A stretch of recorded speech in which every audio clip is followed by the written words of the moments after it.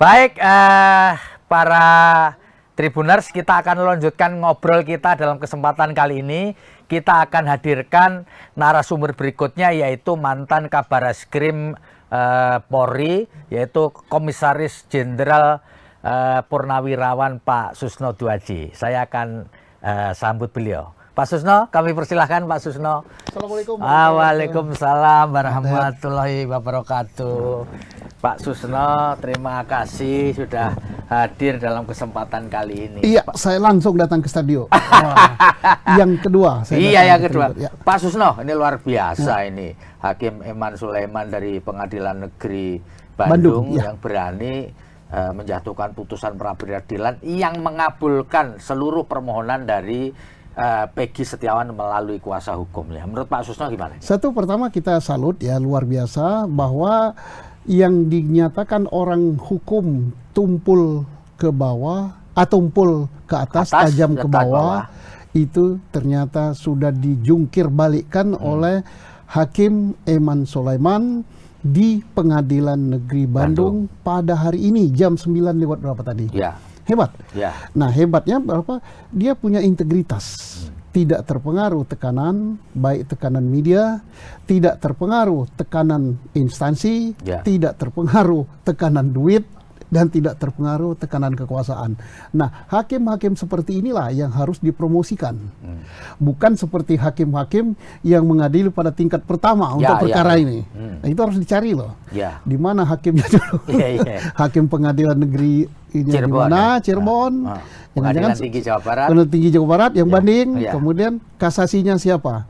Kita tidak mau pajak kita diambil. Saya bayar pajak loh. Diambil untuk gaji-gaji hakim yang nggak beres itu. Kalau Hakim Sulaiman saya hormat. Pak Susno, tadi Pak Susno bilang bahwa Hakim Eman Sulaiman mampu mengatasi tekanan. Pak Susno, dalam pengetahuan Pak Susno, emang polisi punya kebiasaan melakukan tekanan pada hakim ketika memeriksa perkara untuk kepentingan? Saya katakan berbagai tekanannya. Tekanan media, kalau dia salah menerjemahkan tekanan media, dia anggap tekanan media negatif. 99% daripada citizen dan netizen itu berpihak kepada Peggy. Untung saja berpihaknya itu pada kebenaran.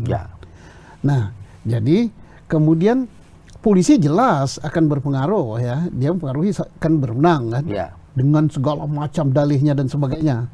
Tapi itu semua ditepis oleh dia. Nah, saya tidak tahu apakah tekanan money ada apa enggak, kita nggak tahu kan. Tapi terlepas dari itu semua, bahwa dia bebas dari tekanan sesuai dengan janjinya, saya tidak berkepentingan kepada pihak manapun juga. Artinya dia hanya berkepentingan pada kebenaran dan keadilan. Dan akan memutus yang sebaik-baiknya. Nah, ini putusannya tidak menimbulkan kegaduhan gitu kan. Bagus.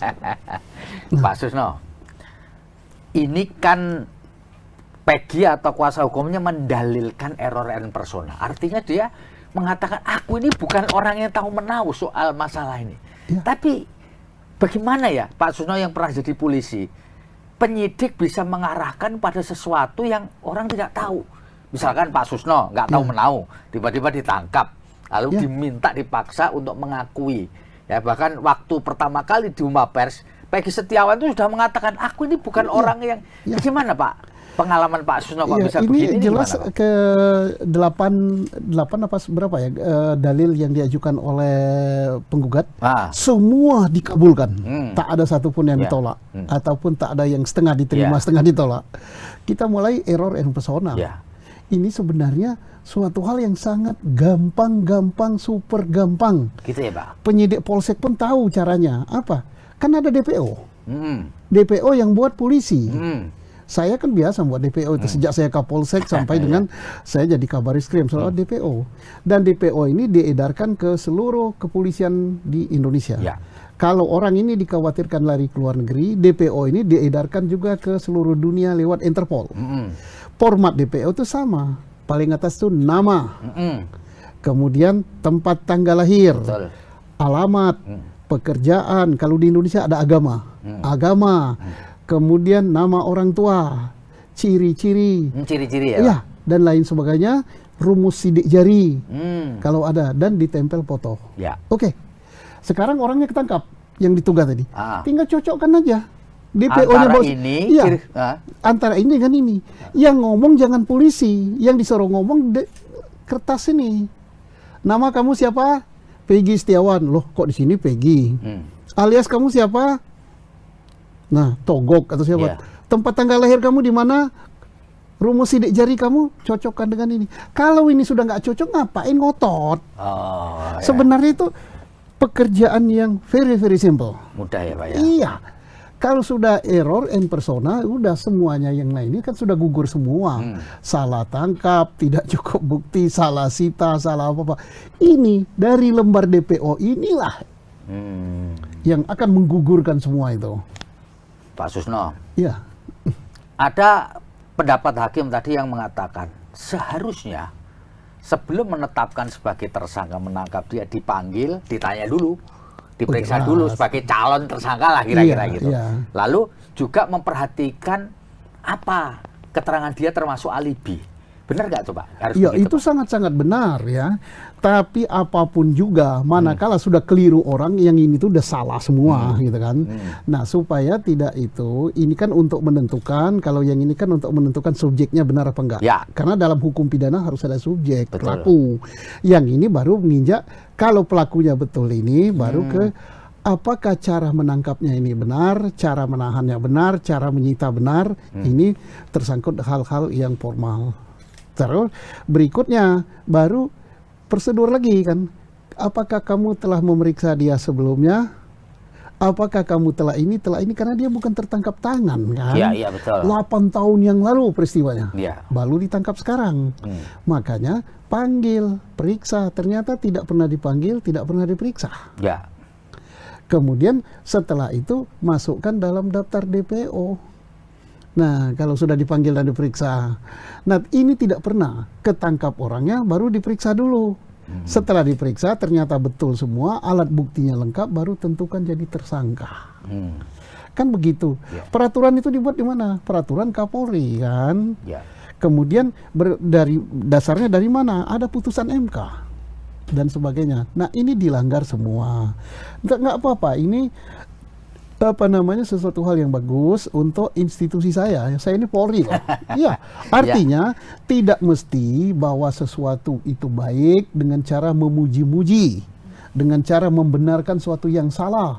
Ya disampaikanlah ini begini, ini begini, ini begini, ternyata untuk perbaikan. Dan ingat, ini yang kalah bukan Polri. Yang kalah itu adalah ketidakbenaran dan ketidakadilan. Yang menang siapa? Kebenaran. Nah, jadi Polri harus senang. Kenapa senang? Alhamdulillah institusi saya tidak dijerumuskan karena pujian. Tidak dijerumuskan karena pengakuan terhadap sesuatu yang salah. Nah, begitu. Nah, next, untuk ke depan mari kita perbaiki ke dalam. Apa kelemahan kita sampai terjadi begini? Pak Susno, kalau dalam pengalaman dan pengetahuan Pak Susno, situasi ini terjadi apa karena target, Pak? Jadi para penyidik itu mengejar target supaya cepat, supaya gampang gitu, atau gimana sih Pak? Saya tidak tahu mengapa ya. Yang jelas mereka sudah mengabaikan kaidah-kaidah penyidikan. Kaidah penyidikan itu jelas sekali. Apa itu penyidikan? Upaya yang dilakukan oleh penyidik.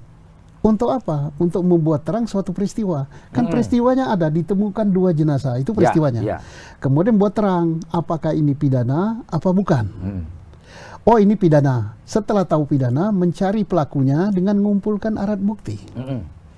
Bukan cari pelakunya dulu, baru alat buktinya dicari. Oh, nggak kebalik ya? Ya kebalik. Jadi kumpulin alat bukti dulu, baru tentukan tersangkanya. Dari mana mengumpulkan alat bukti? Dalam pelajaran yang paling mendasar untuk penyidik itu ada yang namanya triangle evidence.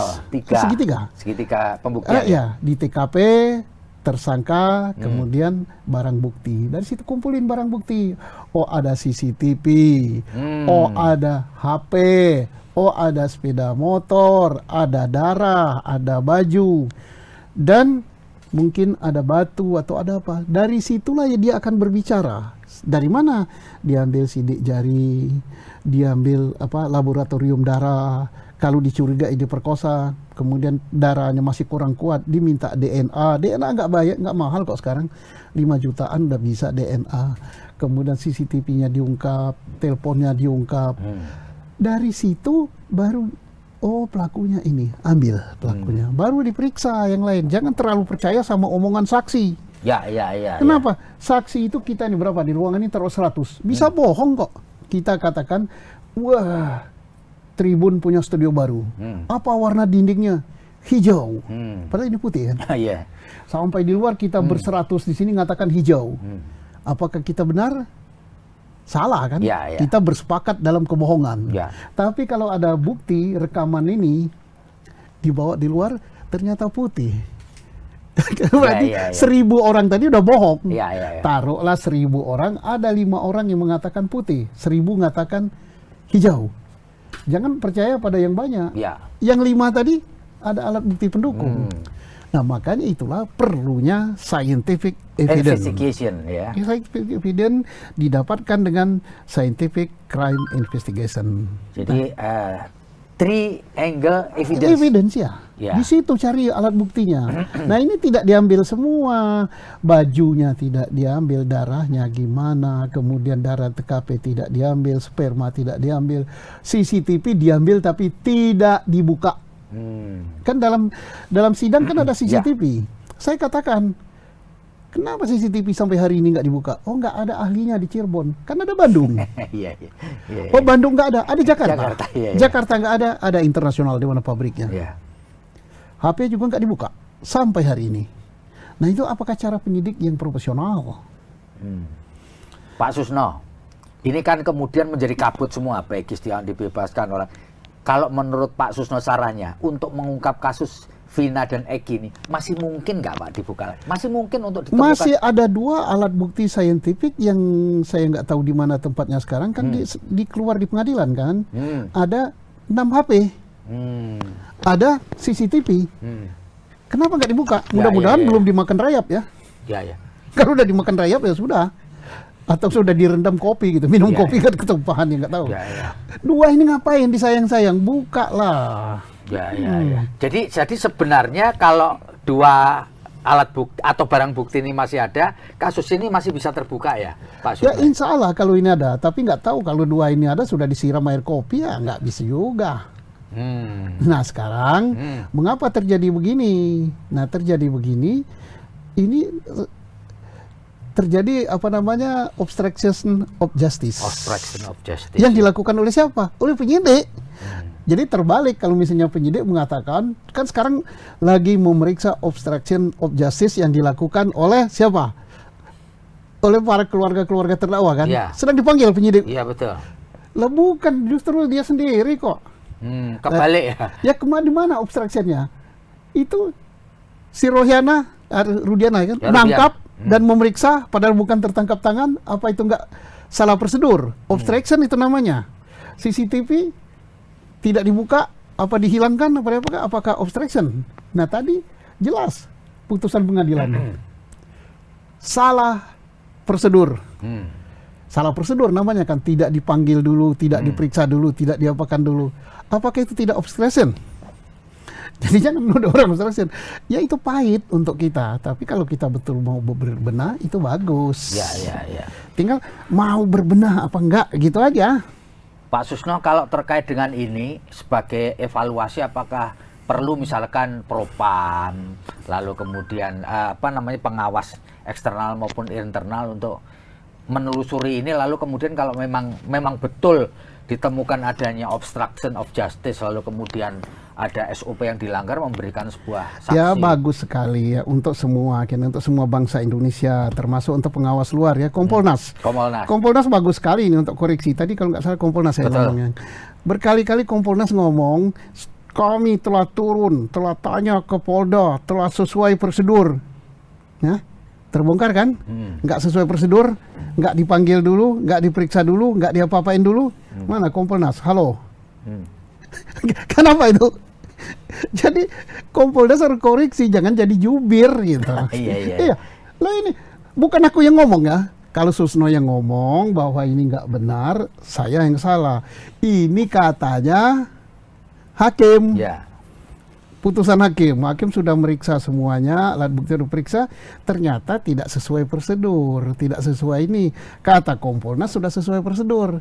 Ya koreksi. Jadi Kompolnas perlu berbenah juga. Iya, iya. Ini mirip kasus Sambo ya, ketika Kompolnas kemudian menjadi juri bicara, ternyata salah gitu ya kan. Iya, lebih bagus diam kalau nggak tahu. Lebih bagus diam. Tapi kalau tahu boleh. Ya, iya, iya. Jangan langsung gini-gini. Enggak, karena saya polisi ya Pak ya. Saya ini polisi, karatan di polisi 36 tahun. Saya kalau polisi dijerumuskan saya nggak nak. Dengan dipuji-puji udah sesuai dan sebagainya, ternyata nggak sesuai, itu yang jerumuskan polisi. Iya. Jerumuskan saya. Malunya bukan main saya. Jadi iya. hati-hatilah Kompolnas, jangan asal-asalan. Jangan jadi juru bicara ya. Iya, Karena teringat juga waktu itu kasus Sambo mirip. Sama ya saya katakan juga. Iya kan? Ya, nggak cermat ya ketika itu hanya. Jadi artinya untuk lembaga-lembaga di negeri ini pengalaman yang bagus gitu. Jangan apalagi berada pada fungsi untuk pengawasan. Jangan menjadi pembenar, pengawas. Ya pengawas itu periksa sesuai apa enggak. Kalau nggak tahu bilang nggak tahu. Kalau menurut Pak Susno ini Propam perlu ikut enggak, Pak? Kan sudah ikut. Ya. Sudah mengikut dan meriksa, sudah mengadakan examination 2016 yang sekarang. Ya. Kalau nggak salah kan statementnya sudah ada pengawas dari dalam, Propam, Irwasum, apalagi Wasdik ya. Terus dari luarnya Kompolnas. Ya udah, mari. Jangan hanya mengoreksi polisi aja. Saya tidak mau hanya dikoreksi polisi aja. Mari kita koreksi semuanya. Ini nanggung dosa semua. Nanggung dosa semua. Ya termasuk jaksa. Ya. Lah, berkas ini kan masuk ke jaksa. Ya. Untung aja untuk berkas PG jaksa teliti, tidak langsung langsung ditolak-tolak kan. Kesalahannya apa yang sekarang kan? Kelengkapan formil dan kelengkapan material. Tidak lengkap. Nah, ini berarti udah menyangkut isi daripada berita acara itu udah nggak beres, kelengkapannya nggak beres juga prosedurnya. Nah sekarang kenapa saya katakan jaksa 2016 berkas-berkas yang sekarang sudah dalam penjara itu diterima kan, jaksa kok nggak ngoreksi, hakimnya juga kasus yang diancam dengan hukuman mati ya betul, dilakukan bersama-sama oleh orang, kemudian tambah lagi pemerkosaan. Hakimnya tutup mata aja, tidak ada bukti saintifik, nggak ada. Bukti CCTV nggak ada, bukti sidik jari bahwa ini pelakunya nggak ada, bukti handphone nggak ada, bukti darah. Kan ceritanya kan di TKP sini, dibawa ke TKP sini, dipindah, orang udah mati, berarti dibonceng oleh CA. Baju CA mana? Di bajunya itu pasti nempel darah Pina dan nempel darah Peggy. Mana hasil laboratnya? Hakimnya kok terima dan memutus orang seumur hidup. Dosa loh hakimnya. Iya. Di mana hakimnya sekarang? Iya. Tribun lacak loh. Ya betul. Iyalah, jangan hanya Tribun cari berita aja lah. Iya. Itu orang. Betul itu Pak Susno. Iya, diwawancara itu. Betul. Ya siap. Iya, ngapain lo mutus kayak gitu? Ya. Hakim, jangan hakim pengadilan, hakim pengadilan tinggi, supaya ini tidak jadi kebiasaan untuk hakim-hakim di Indonesia. Padahal kan digaji kan, potong pajak kan. Untuk gaji hakim-hakim model gini nggak rela kita. Iya. Pak Susno, ini agak melenceng sedikit.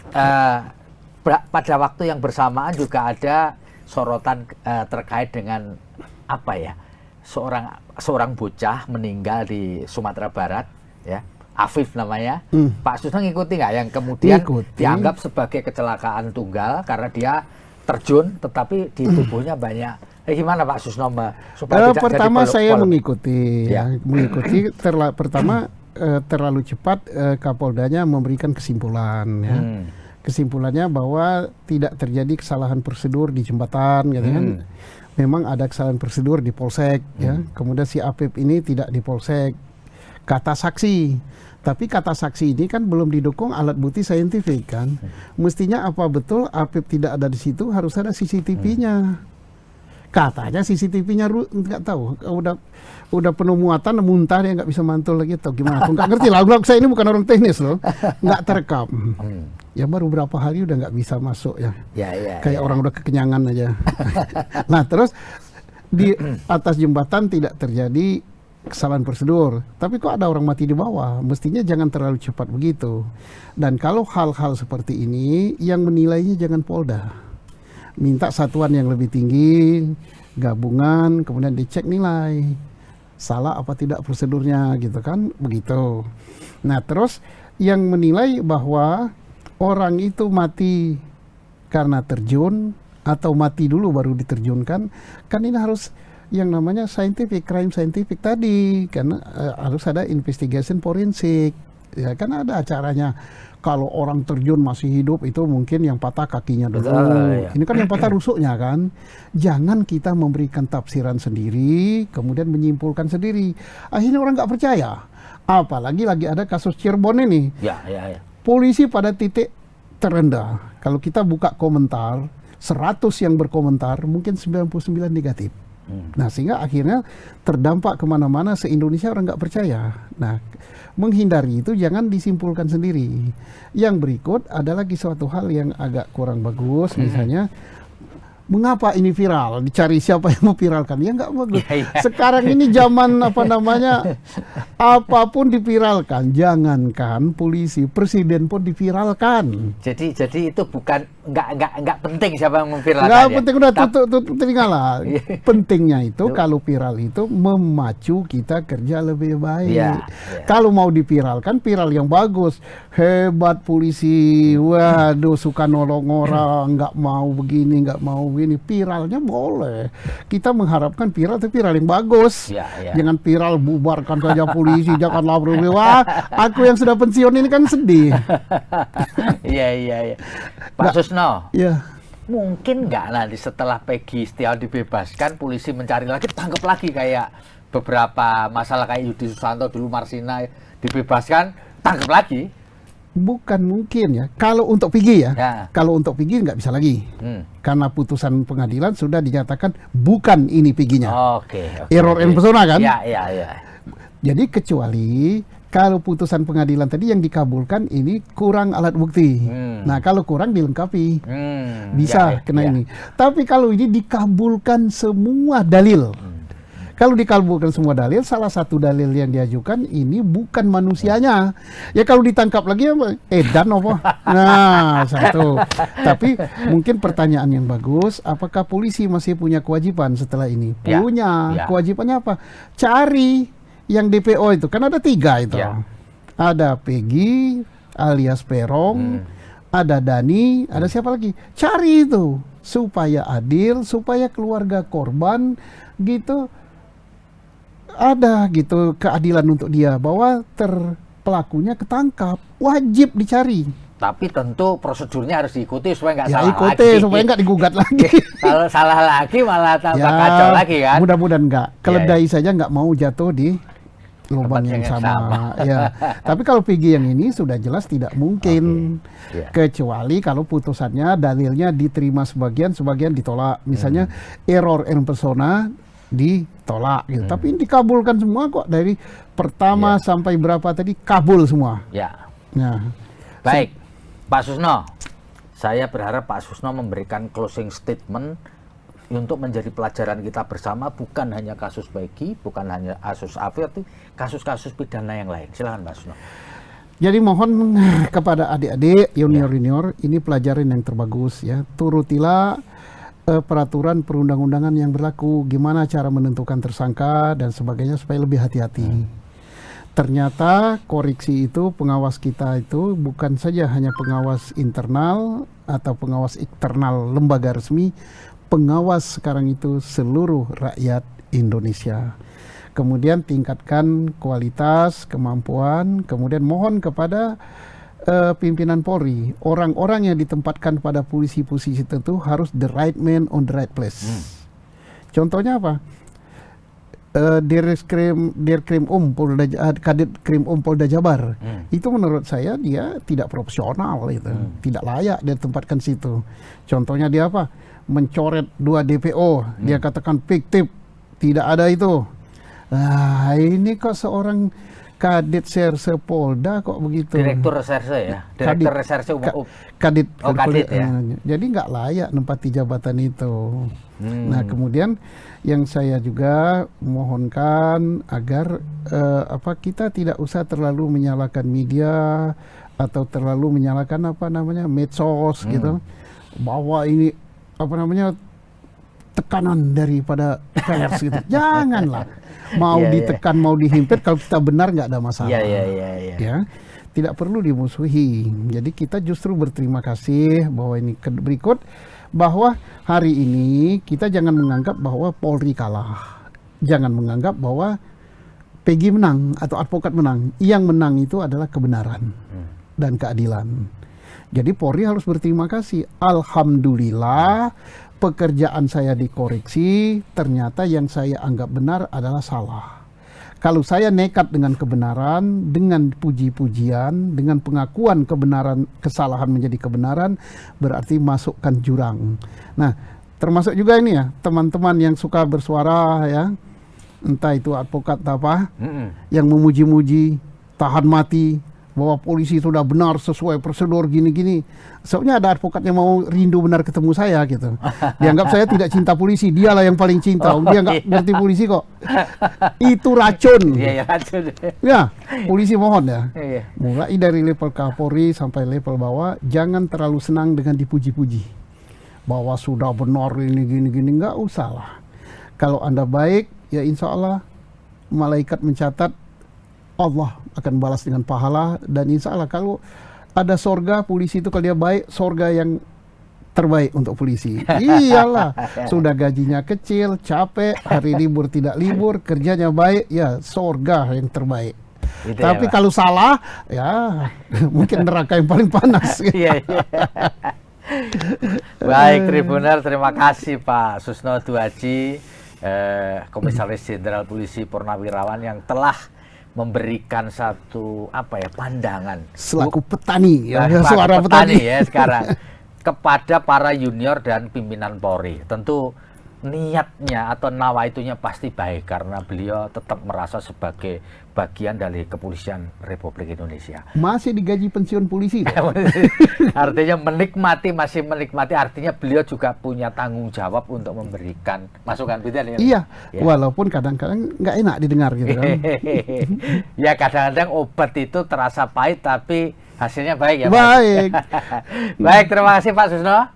Ya, selamat menjadi petani dan tetap menjadi bagian dari Kepolisian Republik Indonesia. Saya Febi Mahendra Putra pamit undur diri. Sekali lagi kita akan menyaksikan wawancara-wawancara berikutnya terkait dengan pengungkapan kasus pembunuhan Vina dan Egi. Assalamualaikum warahmatullahi wabarakatuh. Download Tribun X sekarang, menghadirkan lokal menjadi Indonesia.